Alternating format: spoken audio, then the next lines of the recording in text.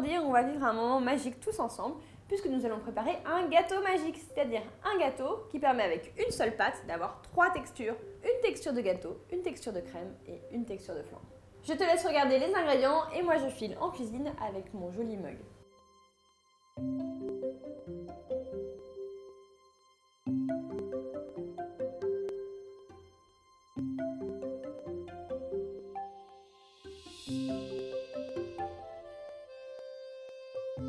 Je vais commencer par préparer le caramel au beurre salé.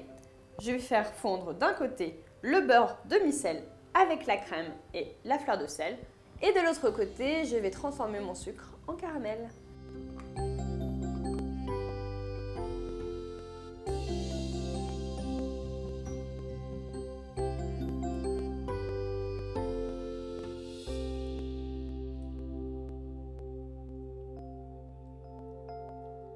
Je mets tout le sucre au fond d'une grande casserole ou d'une grande sauteuse.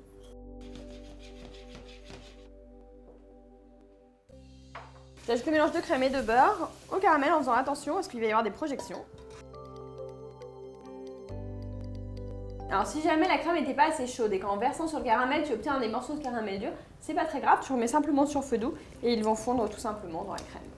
Quand le caramel est prêt, je le laisse de côté et je vais pouvoir continuer la préparation de la recette en mettant tout d'abord le four à préchauffer à 150 degrés. Je vais mettre le beurre à fondre, donc sur feu doux ou au micro-ondes. Et pendant ce temps-là, je vais séparer les blancs des jaunes d'œufs. Je fouette les jaunes. J'ajoute le beurre, le caramel, la cuillère à soupe d'eau, la farine et le lait.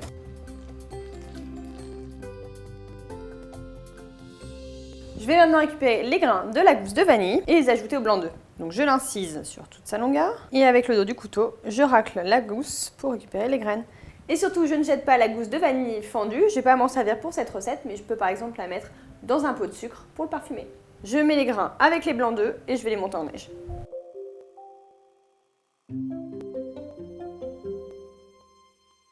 Et voilà des blancs d'œufs à la vanille prêts à être intégrés à notre pâte. Voilà, la pâte est très liquide, c'est tout à fait normal. On va pouvoir la verser dans un moule. J'ai pris un moule à charnière, tout simplement parce que ça sera beaucoup plus facile de démouler à la fin et j'ai mis un papier sulfurisé. Le gâteau est prêt à être enfourné pour 50 minutes de cuisson. À ce stade, tu peux aussi lui ajouter des pépites de chocolat, des morceaux de caramel mou ou encore des petits dés de pommes. Pour la cuisson, c'est très simple, il faut que le cœur soit encore légèrement tremblant, mais surtout qu'il ne fasse pas de grosses vagues lorsqu'on le remue un petit peu le moule. Le gâteau magique est prêt, il est refroidi, on va enfin pouvoir le dévorer. Allez, on le coupe.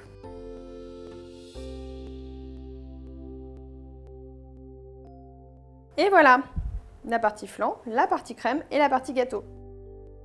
Tu sais quoi? Il y a comme de la magie dans l'air. À très vite dans cette roulette.